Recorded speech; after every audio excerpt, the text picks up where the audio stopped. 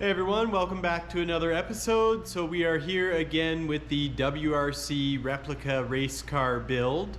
In this video, Marcelo is going to take you through all the suspension components. He's going to push out all the original rubber bushings, which at this time are near expired due to age. Because we want to up the rigidity in this car and give it a good feel for sake of performance, we are going to be pushing in some SuperPro polyurethane bushings. So if you have an older GD, WRX, STI, Impreza, whatever, the benefits of doing new bushings is unparalleled when it comes to mods in your older car. It's something that is very often overlooked and makes such a big difference in the ride and handling. What is going on, guys? It's Marcello from the Subi Sanctuary here. We have a box right here. So we're gonna be showing you guys some of the bushings we have in the kit. So to start off, differential support, front and lower control arm, inner bushings, subframe. These are for, I think these ones are for the rear diff. Okay, we got a lot of different bushings here. This is for the rear trailing arm. Sway bar bushings, more sway bar bushings, front control arm. So we do have quite a few bushings. Like there are a lot of packages. So we have gone ahead and started to do the rear control arm bushings. This would be either the driver or passenger side rear control arms, and we have the SuperPro bushings already installed. Definitely a little tricky, not gonna lie. Not the easiest things, but once they go in, you do feel relieved. You have to be very, very cautious because there are different diameters. So as you can see right here, this is a bigger diameter than the one we have facing the outer of the control arm. And then even on the front rear control arm, the inner one is actually very smaller diameter than we have on the out as well. So the inner sides of these rear control arms are gonna have different diameter bushings, and the outer ones would have just regular normal size diameter bushings. So it's just something to keep in mind. As you can see, here are our bushings. So basically all three bushings here are the same. This one bushing is bigger for the bigger pin, and then we have two regular sized ones and then one small one. So definitely just keep an eye on that when installing. We have the other two arms right here. No bushings. Bushings have been pushed out and they're prepped and ready to be pushed in. So you will see me do that and hopefully not take forever to do so.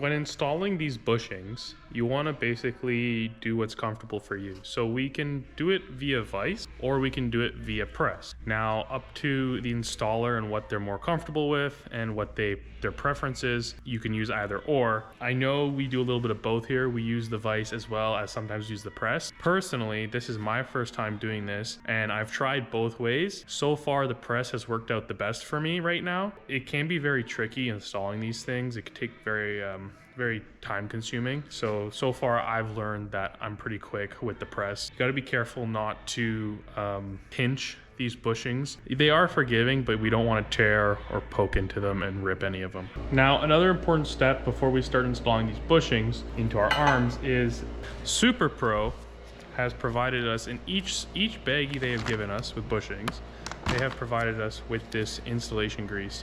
It is very, very important. We use this. It obviously helps the bushing slide into the arms, as well as the metal collars, sliding those into the bushings themselves. Definitely want to use some grease. So we're gonna rip this open. Just gonna basically, looks like a Vaseline substance. We're just gonna take some of that and we are going to coat the inside of our bushing hole. We are also gonna take our bushing itself. We're just gonna rub some on the bushing. Just rub it on there. This just ensures a smooth installation and everything will go as planned. So now we're ready to push it in. And basically what I like doing is I like just kind of like letting the press kind of rest on the bushing like that so it's hands free. And then I like to just like position it in a place where I know it's gonna be good.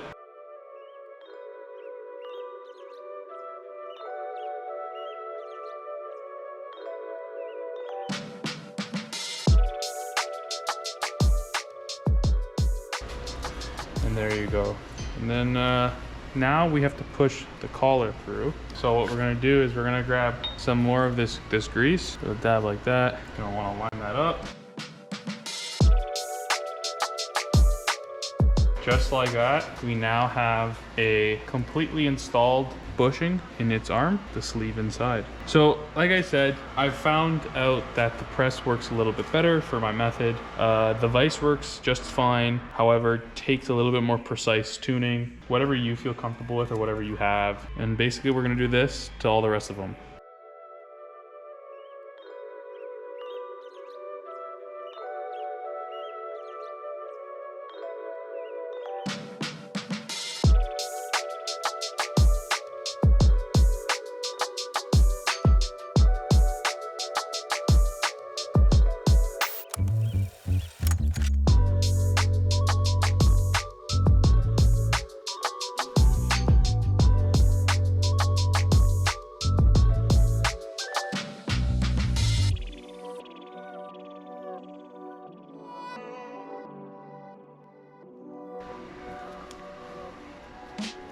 We are going to be installing some of the front lower control arm bushings. So we're going to go ahead and open this, and basically they're going to be going in these little collars here. Same method as before with the rear control arms on how do we install them with the recommended grease that comes in the packet.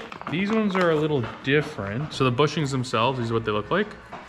They're symmetrical on both sides, but however, the collars that come with them are coned, so they must go in a certain way. It's important that you keep that in mind and know which direction or which side these lower control arm bushings go, so you don't want to mess that up. So we're going to take you over to the press these in. So what you're going to do is you're going to grab your grease that's provided in the pack, kind of lube up your inside collar here where the bushing is going to be going into. You're going to just want to set it on the press where you want to see it with the bushing on top, obviously. Try to get a socket or something that'll fit the metal collar part and kind of just obviously at your discretion press it in. All right, so we're back. We have a plate. We're gonna use a plate instead. Push this down. We'll see how that goes. Remember to make sure everything is greased.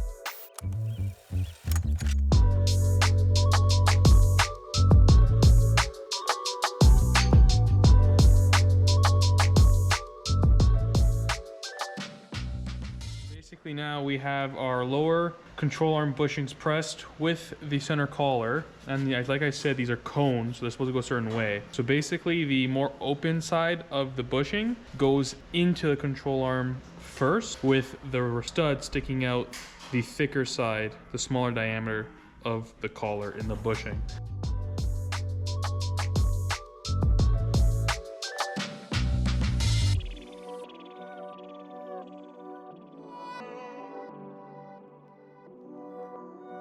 And that's all you need.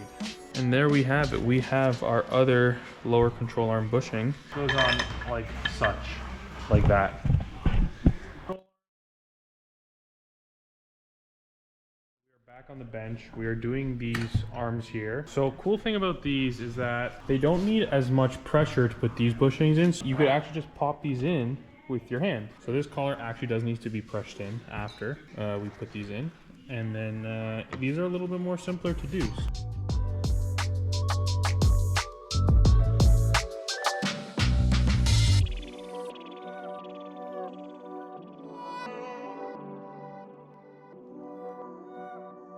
And that's it. Another collar, another bushing installed. These ones, it's a little difficult since these knuckles are a lot heavier, position them on the press, but thankfully I believe these bushings, again, with a little bit of grease, these you can press in pretty with your hand.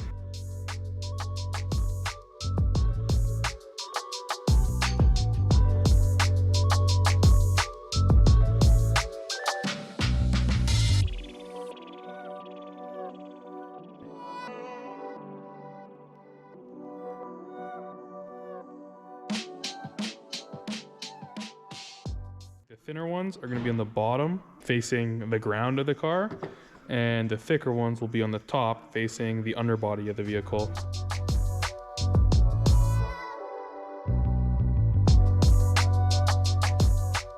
Basically, we have our bushings now installed with the collars.